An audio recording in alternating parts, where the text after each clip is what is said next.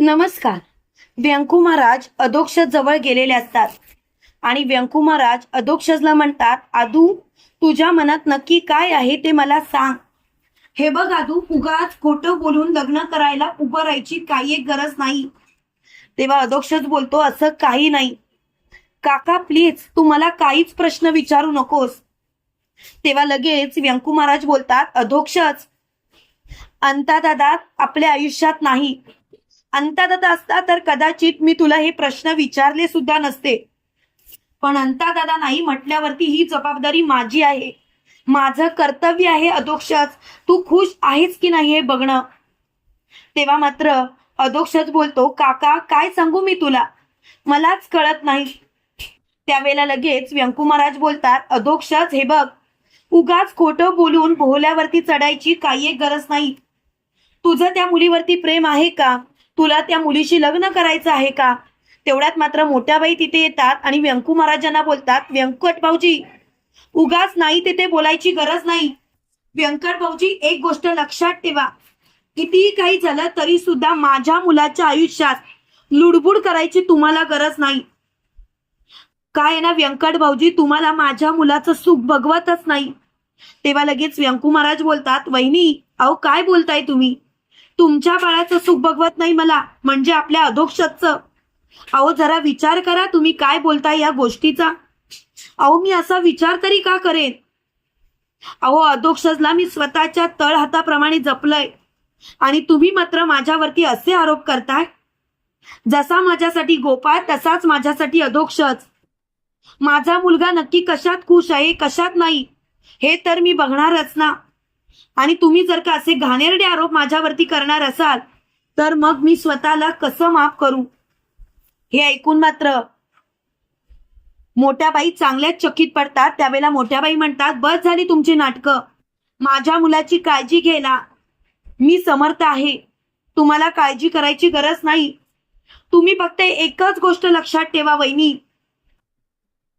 कितीही काही झालं तरी सुद्धा अधोक्षजच्या मनाविरुद्ध मी लग्न होऊ देणार नाही. तेव्हा मात्र लगेच मोठ्या बाई म्हणतात, हे बघा व्यंकट भाऊजी, उगाच माझ्या कामामध्ये लुडबुड करू नका, आणि जर का तसा प्रयत्न केला तर मग मला काहीतरी निर्णय घ्यावाच लागेल आणि तेव्हा मात्र मी शांत बसणार नाही.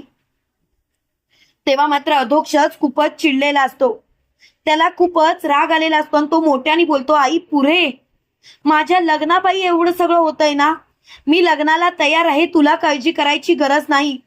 तेवढ्यात मात्र व्यंकू महाराज बोलतात, अधोक्षज गप्प बस, तू लग्नाला तयार नाहीस हे तुझं डोळेच सांगताय. अधोक्षज, किती खोटेपणाने लग्न करणार आहेस? खरं तर मला तुझं वागणंच पटत नाही अधोक्षज, तू असं कसं काय वागू शकतोस तेच मला समजत नाही. त्यावेळेला मात्र अधोक्षज मोठ्याने बोलतो, पुरे, आता तर मला कोणत्याच गोष्टीमध्ये इंटरेस्ट राहिला नाही आणि खरं सांगायचं तर मला आता बोलायची सुद्धा इच्छा नाही. खरं सांगायचं तर मला आता कोणतेच गोष्ट नको आहे, पण तू मात्र जर का माझ्याशी खरं बोललास तर मला बरं वाटेल. त्यावेळेला लगेच अधोक्षज म्हणतो, पुरे, आता काही झालं तरी सुद्धा मी लग्नाला तयार आहे, प्लीज आई तू जा. तेव्हा लगेच व्यंकू महाराज पुढे होतात आणि स्वतःच्या डोक्यावर अधोक्षजचा हात ठेवतात आणि अधोक्षजला म्हणतात, बोल अधोक्षज, तू लग्नाला तयार आहेस? तेव्हा लगेच अधोक्षज म्हणतो, हो मी लग्नाला तयार आहे आणि मी लग्न करणार तर प्रमिलाशीच, ज्यामुळे माझी आई खुश राहील, ज्यामुळे माझ्या आईला आनंद होईल, तीच माझ्यासाठी खूप महत्वाची गोष्ट. तेव्हा मात्र व्यंकू महाराज बोलतात, म्हणजे तू फक्त आणि फक्त मोठ्या बाईंसाठीच, म्हणजे वहिनींसाठीच लग्न करतोयस? तर असं असेल तर मी तुझं लग्न होऊ देणार नाही आणि काही झालं तरी सुद्धा मी तुझं लग्न करूनच देणार नाही. त्यावेळेला मात्र मोठ्या बाई म्हणतात, पुरे, आता तर मला कोणत्याच गोष्टीचा विचारच करायचा नाही, मुळात या सर्व गोष्टी थांबल्या पाहिजेत. तेवढ्यात मात्र व्यंकू महाराज मोठ्या बाईंना बोलतात, वहिनी, अहो स्वतःच्या मुलाचा विचार करा, पण तुम्ही मात्र तो विचारच करत नाही आहात. तुम्ही फक्त आणि फक्त स्वतःचा विचार करताय. वहिनी कशाला पाहिजे अशी प्रॉपर्टी, कशाला पाहिजे हे सर्व? खरं सांगायचं तर तुमचं जे काही वागणं चाललंय ते चुकीचं आहे. प्लीज हे सर्व थांबवा, कारण मला तुमचं हे वागणं अजिबात पटत नाही. त्यावेळेला मात्र मोठ्या बाई बोलतात, व्यंकट भाऊजी तुम्हाला या गोष्टीमध्ये पडायची गरजच नाही. व्यंकट भाऊजी तुम्ही जे काही करता ते चुकीचं करताय आणि मुळात या गोष्टीमध्ये मला इंटरेस्टच राहिला नाही. तेव्हा मात्र मोठ्या बाई खूपच चिडलेल्या असतात. त्यावेळेला लगेच मोठ्या बाई म्हणतात, पुरे झालं, आता तर मला कोणत्याच विषयावर बोलायचं नाही आणि हा विषय लांबवायचा सुद्धा नाही.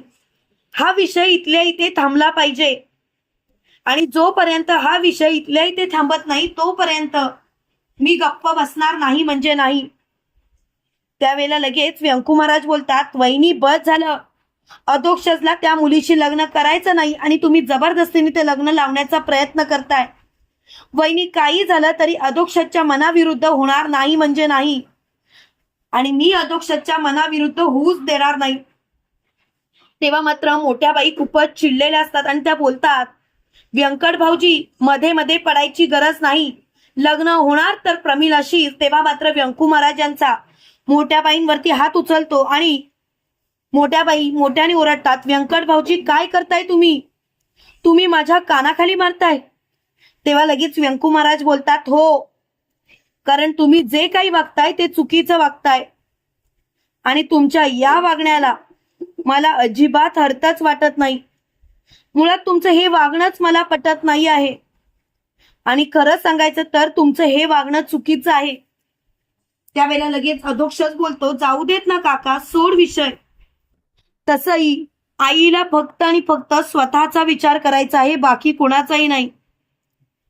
खरं सांगायचं तर मला या गोष्टी अजिबात आवडत नाही आहेत. जे काही चाललंय ते चुकीचं चाललंय आणि त्यासाठी मी अजिबात कोणालाही माफ करणार नाही म्हणजे नाही. तेव्हा मात्र काहीच न बोलता तिथून मोठ्या बाई निघून जातात. त्यावेळेला अधोक्षज व्यंकू महाराजांना मिठी मारतो आणि रडायची सुरुवात करतो. त्यावेळेला लगेच मोठ्या बाई म्हणतात, काही एक गरज नाही. खरं सांगायचं तर मला आता या गोष्टीमध्ये पडायचंच नाही आणि लवकरात लवकर मला या गोष्टीमध्ये पडण्यात इंटरेस्टच नाही.